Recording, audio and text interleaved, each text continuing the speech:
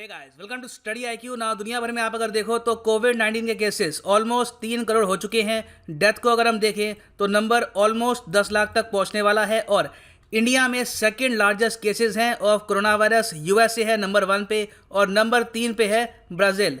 ना corona virus से लड़ने के लिए आज के समय वैक्सीन डेवलप हो रही है दुनिया भर में।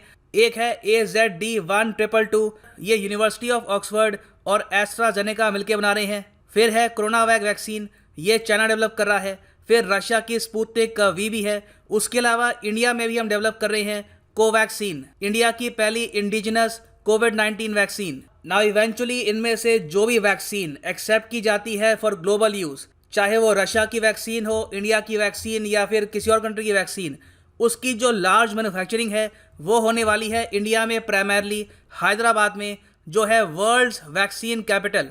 डिस्कस करेंगे इस टॉपिक के बारे में कि हैदराबाद आज के समय वर्ल्ड का वैक्सीन कैपिटल क्यों है। बहुत कुछ आपको जानने को मिलेगा। So a lot to know, a lot to discuss as always. But before we begin, go to Google Play Store, download करो यहाँ पर स्टडी आईक्यू एजुकेशन ऐप और यहाँ पे आप खरीद सकते हैं हमारा फ्लैगशिप यूपीएससी कोर्स, जिसके लिए EMI ऑप्शन अवेलेबल है। Do not forget to subscribe to our channel and press the bell icon. तो आप अगर इंटरनेशनल मीडिया देखो, चाहे BBC हो या फिर वॉशिंगटन पोस्ट, वहाँ पे काफ़ी बार लिखा होता है कि अगर कोविड-19 वैक्सीन को दुनिया भर में पहुंचाना है और बिलियंस की संख्या में ये वैक्सीन प्रोड्यूस करनी है, तो उसके लिए India is the key. Most probably 60 to 70% vaccines India में ही मैन्युफैक्चर होने वाली है, क्योंकि इंडिया में बहुत सारी फार्मास्यूटिकल कंपनीज हैं और हमारे पास एबिलिटी है वैक्सीन मैन्युफैक्चर करने की for a very large population. इसमें से एक एग्जांपल है सीरम इंस्टीट्यूट ऑफ इंडिया। ये पुणे बेस्ड एक कंपनी है। ये अपने आप में है दुनिया का लार्जेस्ट वैक्सीन मैन्युफैक्चरर। और आप अगर ज्योग्राफिकली भी देखो तो इंडिया की पोजीशन ऐसी है कि इंडिया बहुत ही आसानी से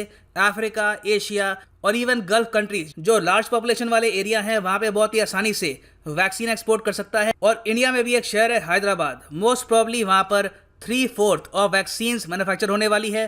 हैदराबाद, इसको हम ऑलरेडी मानते हैं the pharma and vaccine capital of India. और सिंस आने वाले टाइम में यहाँ पर बहुत ही लार्ज स्केल पर वैक्सीन की मैन्युफैक्चरिंग होगी, तो इसलिए वर्ल्ड मीडिया भी अब हैदराबाद को कह रहा है the vaccine capital of the world. Hyderabad के बाद आप कह सकते हैं सेकंड स्पॉट है पुणे रीजन्स का। यहाँ पर भी काफ़ी सारी वैक्सीन डेवलप होंगी, मगर Hyderabad will be at the top. Already आप अगर देखो तो बहुत सारी इंपॉर्टेंट कंपनीज हैं इंडिया में जो वैक्सीन को मैन्युफैक्चर करती हैं। इनके जो मेन मैन्युफैक्चरिंग प्लांट्स हैं ये आपको मिलेंगे हैदराबाद में। इनकी लिस्ट यहाँ पे आप दे सकते हैं। एक काफ़ी लंबी लिस्ट है, इसमें लुपिन आता है और उसके अलावा बायोलॉजिकल ई लिमिटेड आता है, भारत बायोटेक लिमिटेड भी आता है। और आप अगर नंबर्स को देखो तो ओवरऑल इंडिया में जो भी हम बल्क ड्रग प्रोडक्शन करते हैं उसका 40% मैन्युफैक्चर होता है ओनली इन हैदराबाद। और जो ड्रग्स हम एक्सपोर्ट करते हैं टू अदर कंट्रीज, उसका 50% मैन्युफैक्चर होता है हैदराबाद में। इसलिए हैदराबाद का एक और नाम भी है bulk drug capital of India. और सिर्फ हैदराबाद की जो फार्मा इंडस्ट्री है, ये माना जाता है कि इसकी वैल्यू अराउंड आज के समय 1.5 से लेकर 2 बिलियन डॉलर्स तक पहुंच चुकी है। और आज के समय ये हर साल ओवर 1 बिलियन डॉलर्स के एक्सपोर्ट कर रहे हैं around the world, way over 1 billion. और इनकी जो ग्रोथ है ऑफ एक्सपोर्ट्स, ये 20% है एनुअली।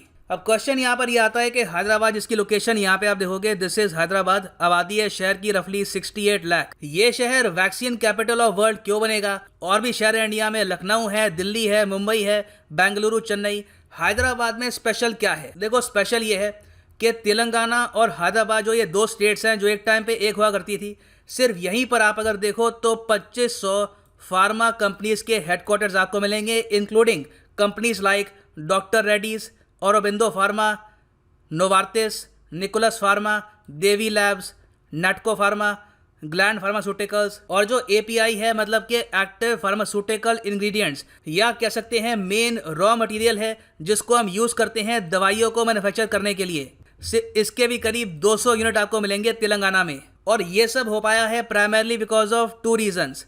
पहला रीज़न ये है कि जो Indian drug and pharmaceutical limited है, इसका इनिशियल जो हेडक्वार्टर्स था 4 लोकेशंस पे खुला था, उसमें से एक लोकेशन थी हैदराबाद। यहाँ पे मैं आपको बता दूं, ये हैं 4 headquarters of Indian drugs and pharmaceuticals limited, IDPL। एक तो इनका जो मेन हेडक्वार्टर है ये है न्यू दिल्ली में। उसके अलावा इनके जो मैन्युफैक्चरिंग हब हैं, जो रिसर्च सेंटर हैं, वो आपको गुड़गांव, ऋषिकेश और हैदराबाद में मिलेंगे। अच्छा, अब ये Indian drugs and pharmaceutical limited क्या है? ये एक सरकारी कंपनी है। इसको 1961 में बनाया गया था under the guidance of our former prime minister Jawaharlal Nehru. और इस कंपनी को काम यह दिया गया कि पूरे इंडिया में जो भी ड्रग्स हैं, जो भी मेडिसिन है, ये यहाँ पर हम मैन्युफैक्चर करेंगे ताकि इंडिया सेल्फ रिलायंट बन पाए ड्रग्स के मामले में। सो एक टाइम पे आप कह सकते हैं कि इंडिया में प्राइवेट जो कंपनीज हैं फार्मास्यूटिकल्स की, ये बहुत ज़्यादा कम थी। पूरे इंडिया में दवाइयों की जो मैन्युफैक्चर होती थी it was done by IDPL। मगर धीरे धीरे क्या हुआ कि IDPL की वजह से बहुत सारी प्राइवेट कंपनी शुरू हो गई इंडिया में।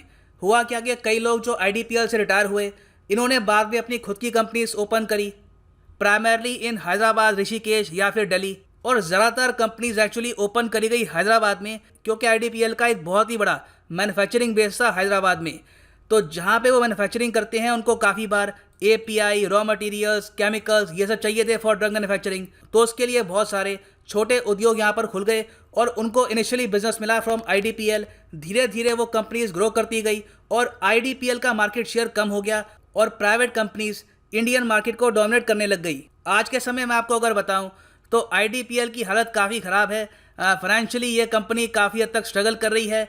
इंडियन गवर्नमेंट अब ये सोच रही है कि इसको सेल कर दिया जाए या फिर कुछ इसका बिल आउट निकालेंगे। अभी के लिए सरकार को पता नहीं है कि IDPL के साथ करना क्या है। मगर इसके कंपैरिजन में जो प्राइवेट कंपनीज थी जो IDPL की अम्ब्रेला के अंडर ही बनी हुई हैं, वो आज के समय वर्ल्ड क्लास कंपनीज बन चुकी हैं और वो एक्सपोर्ट कर रही हैं drugs to US, Europe, Asia, Africa, हर जगह। तो ये फैक्टर काफ़ी बड़ा था behind Hyderabad emerging as pharma capital of India. इसमें देखो एक एलिमेंट ये भी है कि हैदराबाद के जो लोग थे इन्होंने यहाँ पर काफ़ी मेहनत करी, यहाँ पे बहुत ही अच्छे एंटरप्रेन्योर्स निकले।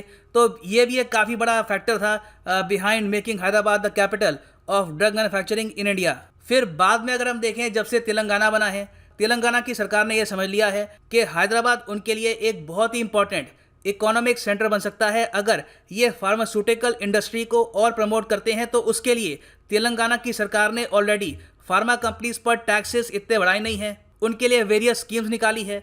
और अब तो सरकार ये कह रही है कि आने वाले 10 या 15 साल में ये मान के चल रहे हैं कि लाइफ साइंसेज और फार्मा इंडस्ट्री से सिर्फ हैदराबाद में $100 बिलियन की इंडस्ट्री स्टार्ट होगी। Of course Hyderabad and the outskirt areas. और इसके लिए तेलंगाना की सरकार ने यह कहा है कि ये अपने स्टेट में बनाएंगे हैदराबाद फार्मा सिटी। जी हाँ, एक पूरी सिटी होगी dedicated to the pharma industry. यहाँ पे ये लोग रफली 20,000 एकड़ आप कह सकते हैं ये लैंड लेंगे और यहाँ पर फार्मास्यूटिकल इंडस्ट्री को प्रमोट करने के लिए लैंड प्रोवाइड करेंगे, फैसिलिटीज़ प्रोवाइड करेंगे। और ये मान के चल रही हैं कि इस सिटी में 64,000 करोड़ रुपीज़ की इन्वेस्टमेंट आएगी। और डायरेक्ट एम्प्लॉयमेंट की अगर हम बात करें तो 1,70,000 लोगों को यहाँ पर रोजगार मिलेगा। और अगर हम बात करें इनडायरेक्ट एम्प्लॉयमेंट की तो वो संख्या यहाँ पे हो सकती है 6 लाख के आसपास। और दिसंबर 2019 में भारत सरकार ने इसको एक नेशनल इन्वेस्टमेंट मैन्युफैक्चरिंग जोन का दर्जा भी दे दिया था। सो ये जो प्रोजेक्ट है ये बहुत ही तेजी से आगे बढ़ रहा है और इन द फ्यूचर हैदराबाद की डोमिनेंस इन फार्मा इंडस्ट्री बढ़ने ही वाली है। तो इसलिए हैदराबाद के पास बहुत ही स्ट्रॉन्ग एबिलिटी है टू मैन्युफैक्चर वैक्सीन। अगर कोविड-19 की जो भी वैक्सीन आएगी तो मास स्केल पर प्रोडक्शन हैदराबाद में होगी, उसके बाद पुणे के कुछ रीजन्स में। और देखिए ये जो सक्सेस स्टोरी है ये एक इंस्पिरेशन का काम कर सकती है for other states of India कि किस तरीके से एक सेक्टर पर फोकस करके एक स्टेट $1 बिलियन इंडस्ट्री बना सकती है और पूरे विश्व में इंडिया का नाम भी रोशन कर सकती है। So right now this is the end of this video. Thanks for listening and as always God bless you all.